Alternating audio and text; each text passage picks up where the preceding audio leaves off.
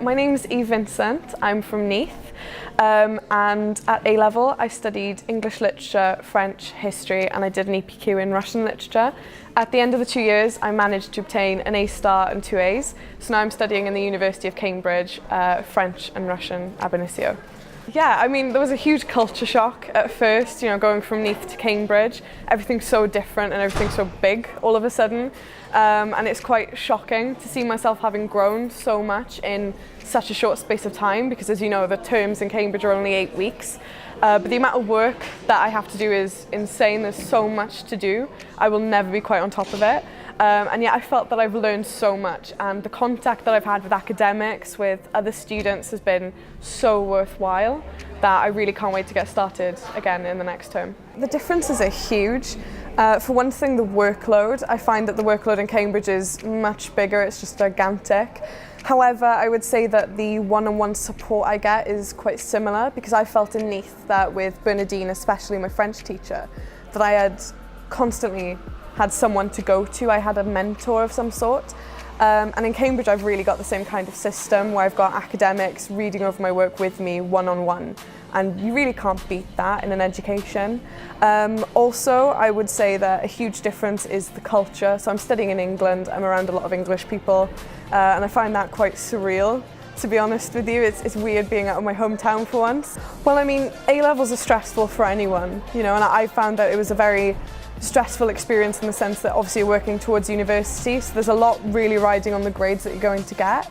So that was why the support that I had at Neath College was so important to me, especially in terms of French. That's what I needed an A-star in, and Bernadine helped me every step of the way. Honestly, I couldn't thank her enough. The same with English literature. My teacher for English literature helps me so much with extra work, with analysing work one-on-one.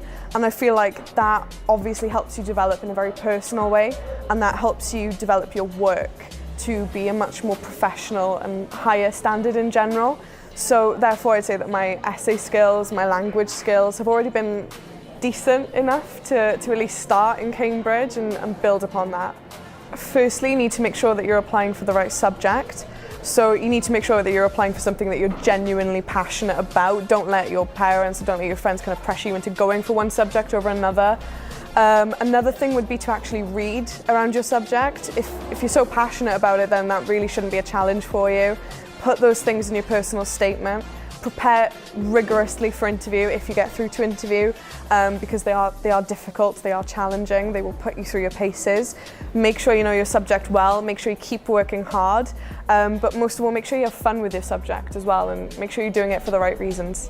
I was lucky enough to be eligible to be a part of the Gifted and Talented programme here at Neath College, which is Neath College's programme for the gifted and talented students who have an outstanding profile at GCSEs. And through this I was given workshops within the college, such as critical thinking, which help you a lot for interviews. And in addition to this then, I was able to enrol in the Seren Network, which is the national hub, if you will, for Wales's brightest students who've got the strongest profiles from GCSEs. And it was really through GATE and Seren that I was exposed to this idea that maybe I could possibly apply to Cambridge, which I hadn't really considered before, I'm not going to lie to you. But it all just seemed possible with all of this support behind me, and that kind of academic advice you receive from these programs, and all sorts of workshops that get you involved, not just with academics in the field, but with other students who are just as passionate as you are and who are just as ambitious as you are. My plans remain the same. I really hope to be an interpreter. If anything, I'm just more certain about it now.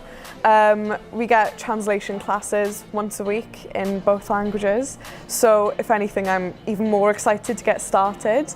There's a brilliant careers programme in Cambridge, and they're very supportive and they give excellent one-on-one advice.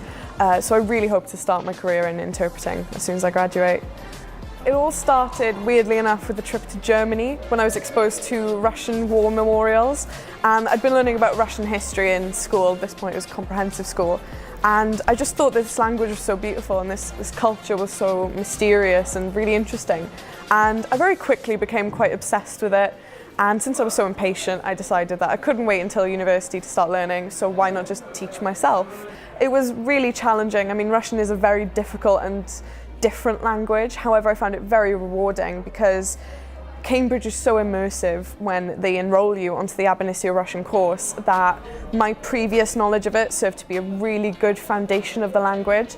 That would be my advice to anyone studying an Ab Initio language, is to actually have some exposure to the language before you go and study it, because if anything, you're just benefiting yourself in the long run. There's some people I know who've gone into Cambridge only knowing the alphabet and a few basic phrases, and are now coming out reading Lermontov in fluent Russian, and that's just with one term of exposure. So that should give you an idea as to how intense things are really in a Russian course in Cambridge. Absolutely, it's the support that I had. Quite honestly, I just wouldn't have been able to get to Cambridge, let alone university in general, I'd say, if I hadn't had that intimate support for my individual learning needs, for my interests, for my ambitions. I think when you really nurture talent and ambition that way, that's how you get results, by really close support. And that's definitely what I've had here in Ydych College.